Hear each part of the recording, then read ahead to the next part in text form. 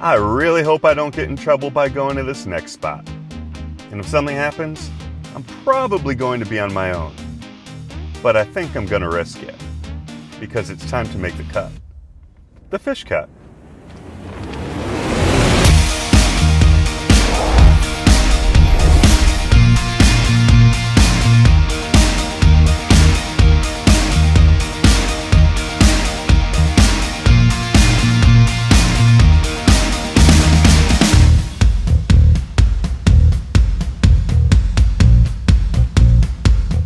We're continuing our drive to Las Vegas from Southern California and are headed to our next stop, which is also right off Interstate 15, about 15 minutes past the Calico Ghost Town. Here sits what's left of Lake Dolores Water Park. At first glance, it looks like ruins, empty pools, broken slides, and lots of graffiti. But this place used to be packed with people, noise, and energy. We're probably not supposed to be here, as it's really not open to the public. I seem to be all alone, so let's take a drive around, maybe walk through some of the tighter areas, and see what's left. Believe it or not, this place used to be a popular water park, and honestly, it probably shouldn't have worked at all. But for a while it did. Back in the late 1950s, a businessman named Bob Byers built a desert getaway and private lake out here, fed by underground springs beneath the Mojave Desert.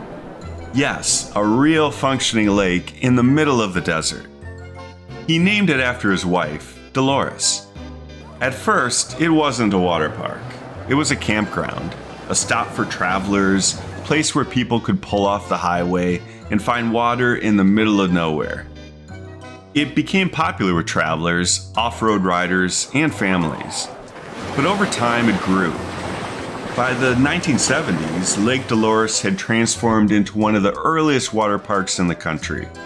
They called it the fun spot of the desert, and it lived up to that name. Massive 150-foot metal slides, zip lines dropping into the lake, trapeze swings over the water, standing slides that launched people into the air. People weren't just swimming here, they were flying across it. It was chaotic, a little dangerous, and people loved it. But unlike modern water parks, this place operated with far fewer restrictions.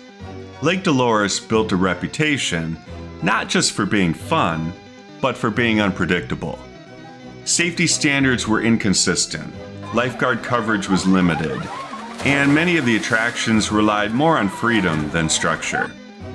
For some people, it was unforgettable in the best way.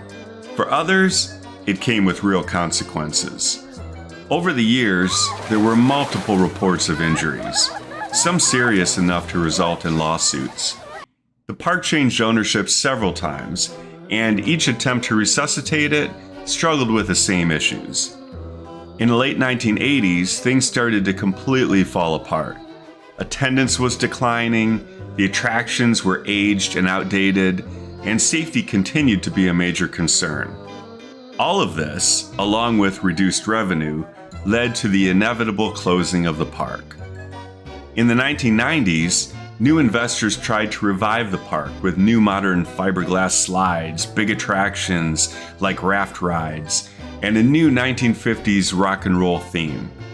Lake Dolores was rebranded as Rockahula Water Park and reopened in 1998.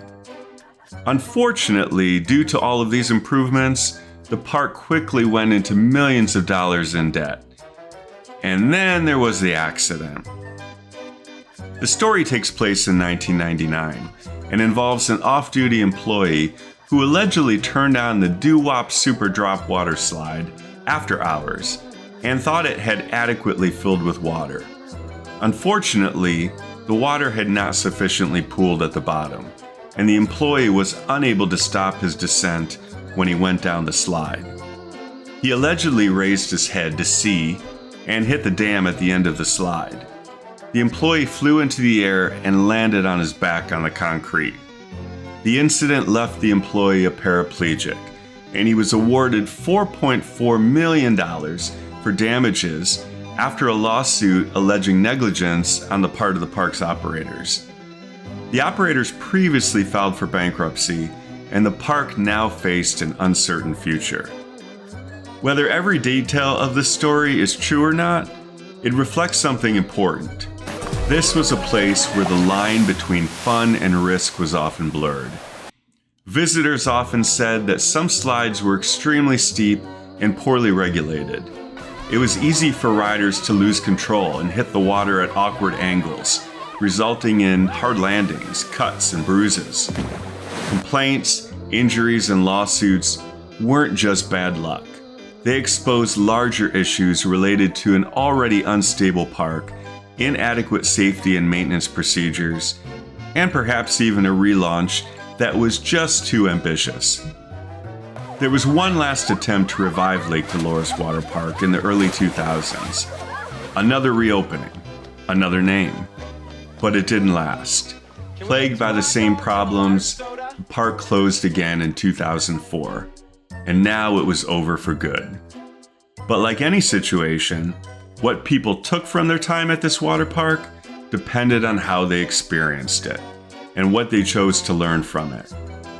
Like many places built on momentum rather than stability, it didn't fade, it just stopped. Today, what's left of Lake Dolores feels frozen in time. Empty pools, cracked concrete, slides leading nowhere, graffiti-covered dilapidated buildings. It's a place where you can still see what it used to be, and now what it became. And like many abandoned places, there are stories. Strange sounds, eerie silence, the feeling that you're not alone. What if... Let's check out this doorway. Oh, I don't think we're alone anymore.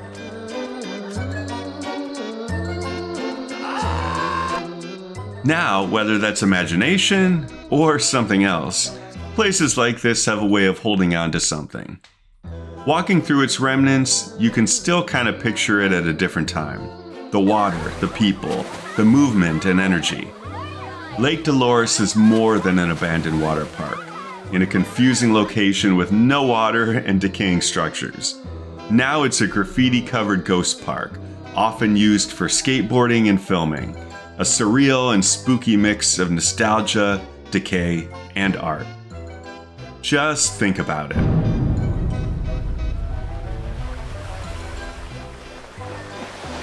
Lake Dolores is a reminder of what happens when something grows fast, full of energy, full of potential, but without the structure to support it. Because growth doesn't come from the place itself. It comes from how we experience it, how we reflect on it, and what we take with us when we leave.